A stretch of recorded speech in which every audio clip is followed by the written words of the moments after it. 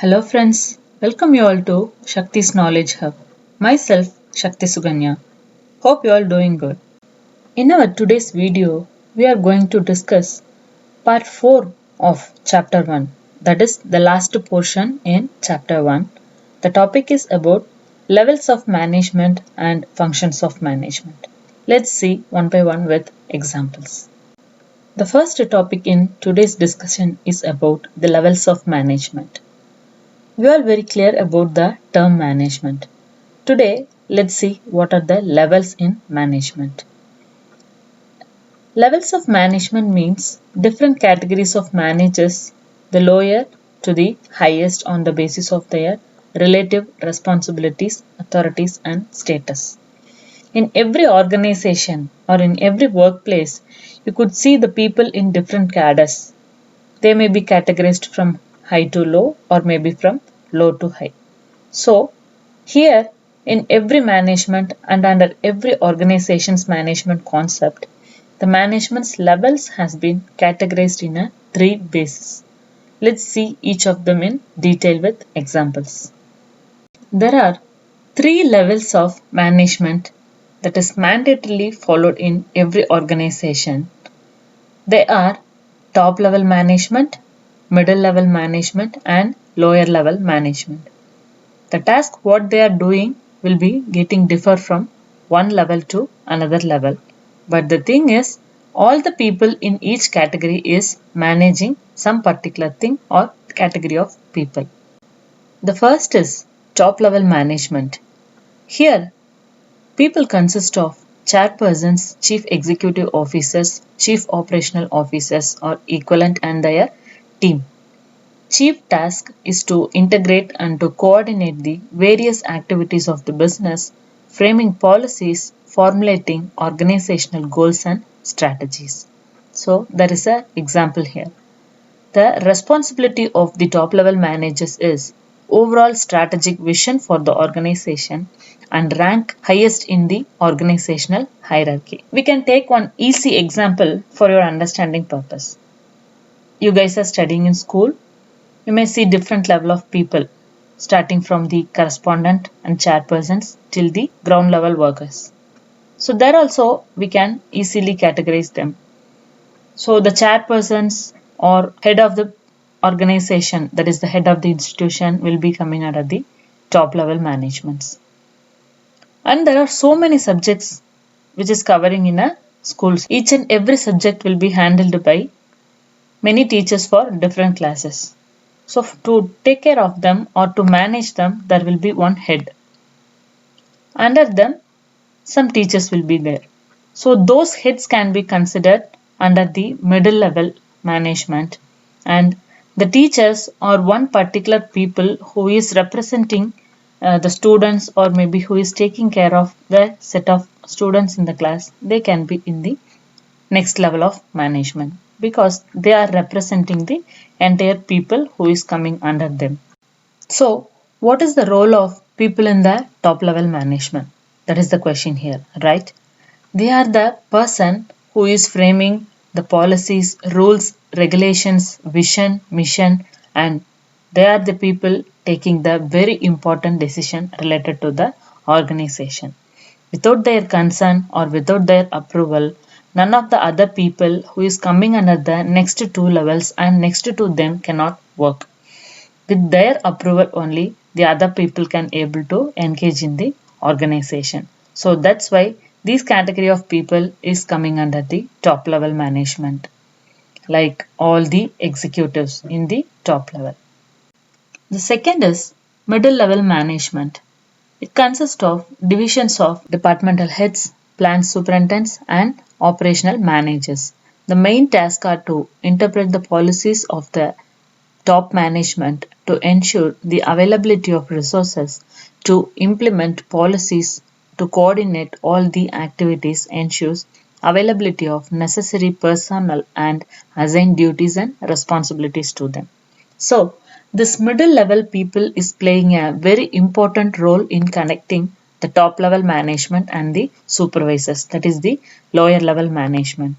So here, as we discussed in the previous slide with example, The department heads, the various departments which is engaging in the organizations like HR department, marketing, finance, accounts, operations, these people and their heads will be coming under the middle level management.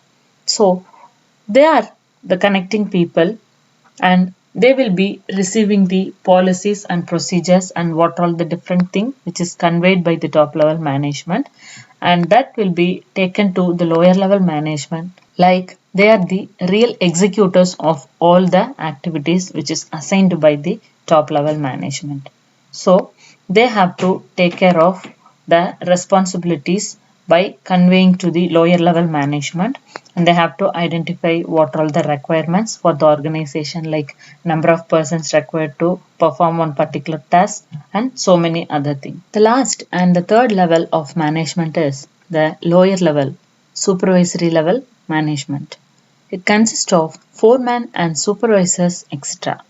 The main task is to ensure actual implementation of the policies as per directions, bringing workers' grievances before the management and maintain discipline among the workers. So, here is the example. They are responsible for day-to-day supervision of workers and take their directives from middle level managers.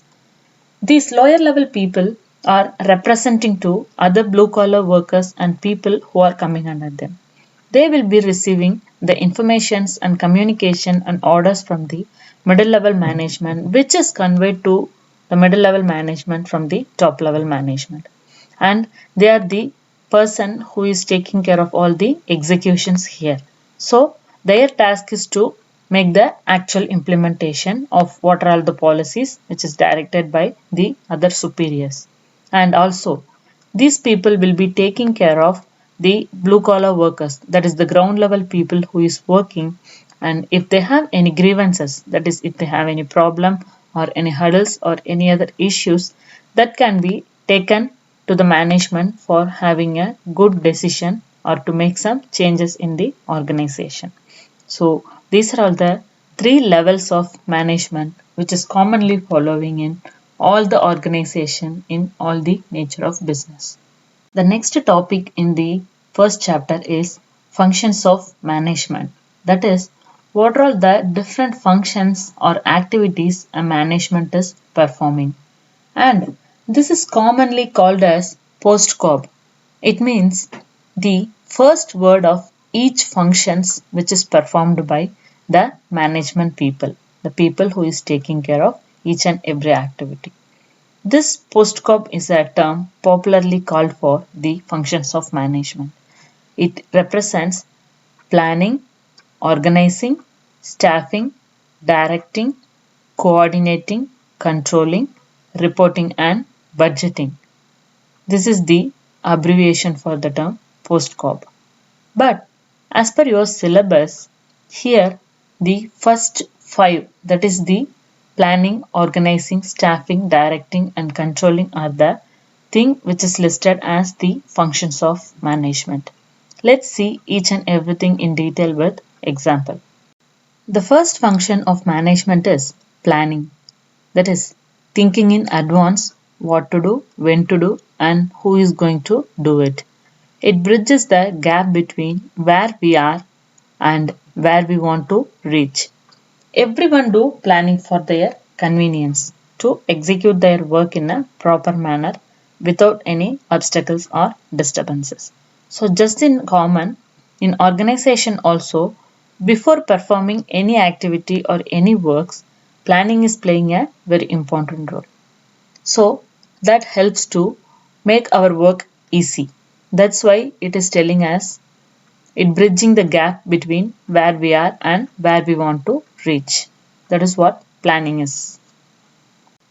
The next functions of management is organizing. Here the example proves bringing everything together. Organization means deciding the framework of working, how many units and subunits are needed, how many posts are needed, how to distribute the authorities and responsibilities. Trying to organize and trying to bring the required things together to achieve that particular objective or that particular goal.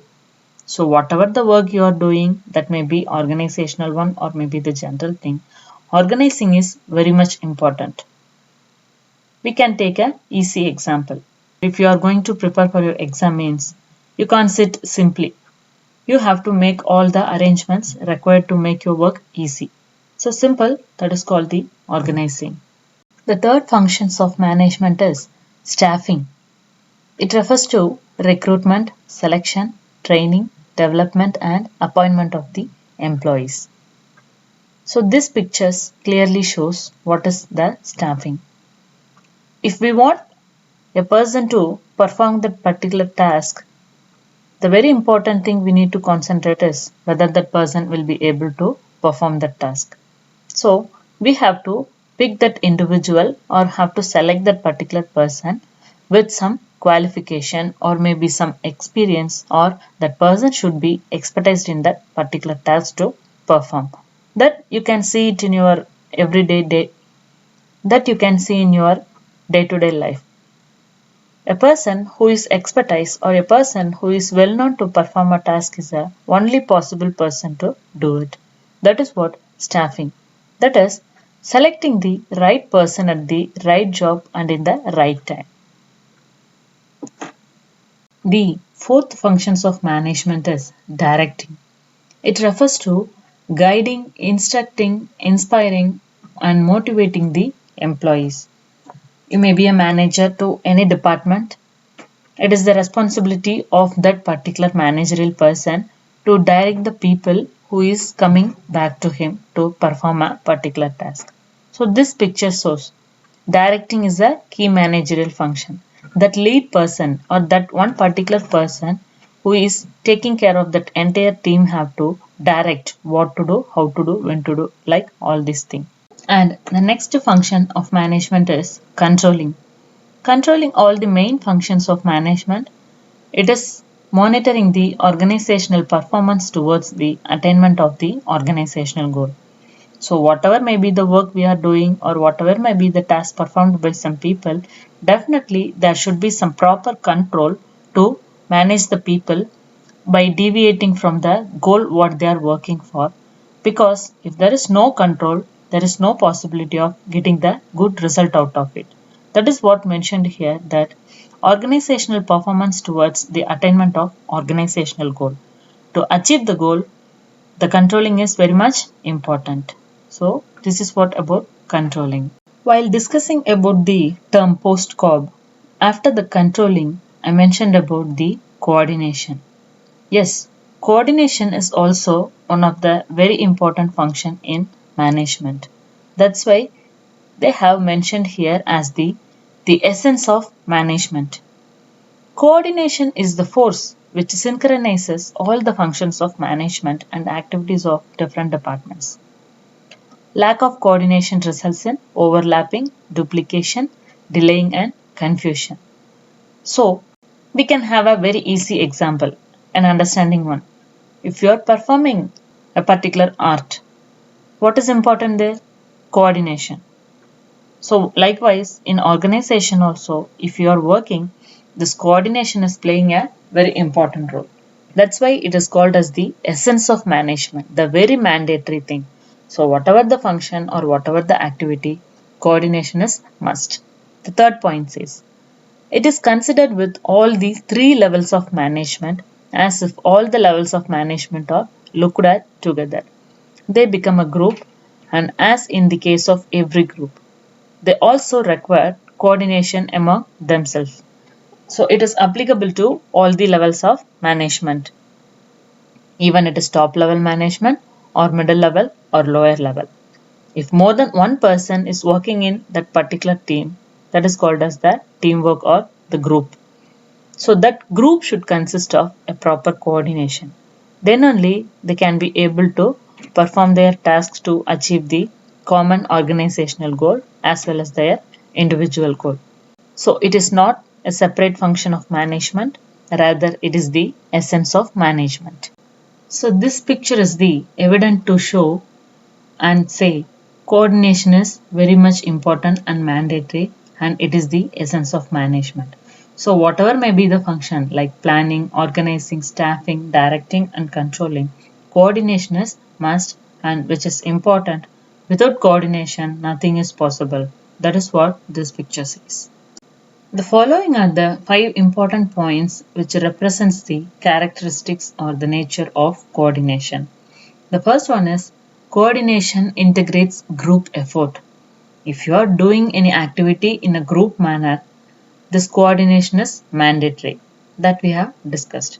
It integrates the diverse business activity into the purposeful group activity, ensuring that all people work in one direction to achieve the organizational goal. So, being in a group, every individual should work to attain one particular organizational goal, which is common to all. So, it helps to prevent the people from deviating to other activity or to deviating from the other thing which they need not to be performed. So it integrates the group effort. If you are putting some effort, that should be very fruitful. So coordination is helping to integrate that group effort. Second, coordination ensures unity of action. It directs the activity of different departments and employees towards achieving the common goals and bringing unity in individual efforts. Bringing things together. Unity in the sense the understanding and the togetherness between each and every people as well as to each and every department to engage or to perform that particular activity. Just like one of the important functions of management, like management is a continuous process, the coordination is also a continuous process. So, here what it means is it is not a specific activity matter, it required at all level in all departments till the organization continues its operation. So, we cannot stop making a coordination in one point or we cannot doing it in a very particular point of time. The coordination should be there in a continuous manner. Starting of the organization till the last minute of running of its concern, this coordination is playing a very important role. So that's why coordination is a continuous process. The next, coordination is all pervasive function. It is universal in nature. It synchronizes the activities of all levels and departments as they are interdependent to maintain organizational balance. So what it means is this coordination is also common to all the people. It is common to the entire universe. Wherever you are doing your work or whatever the work is and whatever the different levels of departments and category of people, this coordination is pervasive. That is common to all. The next point says that it is a responsibility of all the managers to have a coordination. It is equally important to all the 3 top, middle and lower level of management. Thus, it is the responsibility of all the managers that they make efforts to establish coordination. So, just in the previous thing we have discussed, this is also meaning that coordination is responsibility of all the managers. Whoever is doing the work and whatever may be the level of management they are in, this coordination plays a very important role. So they may be a top one or maybe in the middle level or in the lower level of management. And the last feature about the coordination is it's a deliberate function. Coordination is never established by itself, rather, it is a continuous effort to a part of every manager. Cooperation is voluntary effort of employees to help one another. Effective coordination cannot be achieved without proper cooperation of the group members. And the example says, it is a deliberate and conscious effort to obtain desired goals. Person should work in a conscious manner. They have to perform in a very keen observed manner to perform that particular task, and that then only that will help to achieve the organizational goal. So that's why it is called as the deliberate function. It should be coming in a conscious manner, not making by giving some training or not by giving some practices or some of the other additional efforts to make this coordination as an active one.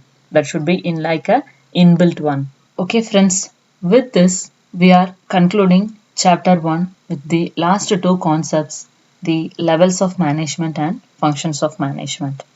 The levels of management consist of 3 levels, the top level, the middle level and the lower level.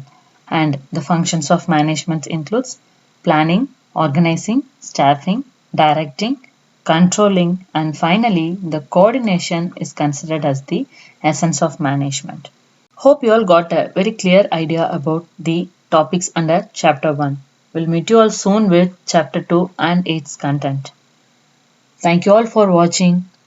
Like, share and subscribe to Shakti's Knowledge Hub if you're not yet subscribed, and don't forget to hit the bell icon for future notification.